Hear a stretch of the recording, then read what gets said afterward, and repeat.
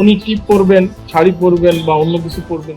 ঘটনাটি ২০২২ সালের ২ এপ্রিলের। রাজধানীর ফার্মগেটে একটি বাইক তেজগাঁও কলেজের থিয়েটার অ্যান্ড মিডিয়া স্টাডিজ বিভাগের প্রভাষক ড লতা সমাদ্দারের পায়ে লাগার জেরে পুলিশ কনস্টেবল নাজমুল তারেক তার টিপ পরা নিয়ে কটূক্তি করেন এমন অভিযোগ তুলে সামাজিক মাধ্যমে পোস্ট দেন লতা সমাদ্দার। এরপর বিষয়টি ভাইরাল হয়ে যায়।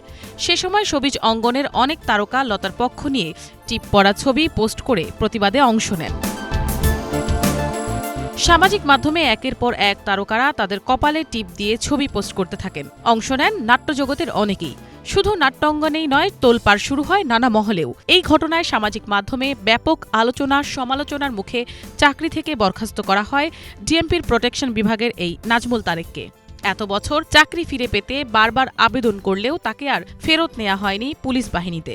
চাকরি হারিয়ে নাজমুল পরিবার সহ কাটাচ্ছেন মানবেতর জীবন।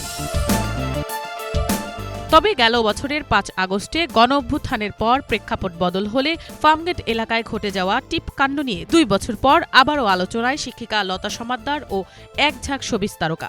গেল বৃহস্পতিবার দুপুরে ঢাকার চিফ মেট্রোপলিটন ম্যাজিস্ট্রেট আদালতে এ ঘটনায় ইচ্ছাকৃতভাবে পুলিশের মানহানির অভিযোগ এনে তাদের বিরুদ্ধে একটি মামলা করেছেন সাবেক পুলিশ কনস্টেবল নাজমুল তারেক। আদালত অভিযোগটি আমলে নিয়ে শেরেবাংলা নগর থানাকে তদন্ত করে প্রতিবেদন জমা দেওয়ার নির্দেশ দেন। ঘটনাটা এই তদন্তের মাধ্যমে মামলায় প্রধান অভিযুক্ত করা হয়েছে তেজগাঁও কলেজের শিক্ষক ড লতা সমাদ্দারকে। পাশাপাশি আসামি করা হয়েছে তার স্বামী, ঢাকা বিশ্ববিদ্যালয়ের প্রাচ্যকলা বিভাগের অধ্যাপক ড মলয় মালা এবং নাট্য অঙ্গনের ১৬ জন পরিচিত মুখকে। এদের মধ্যে রয়েছেন আনিসুর রহমান মিলন, সুবর্ণা মোস্তফা, সাজু খাদেম, প্রাণ রায়, সাইমন সাদিক, মনোজ প্রামাণিক, স্বাধীন খুসরু, চয়নিকা চৌধুরী, আশনা হাবিব ভাবনা, জ্যোতিকা জ্যোতি, উর্মিলা শ্রাবন্তী কর, দেবী সান, নাজনীন নাহার চুমকি, সুষমা সরকার ও কুসুম শিকদার।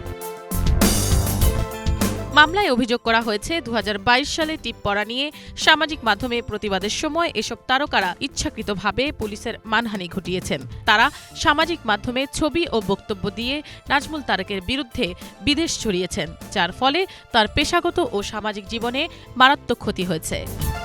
মিনালা দিবা, বাংলা ভিশন, ঢাকা।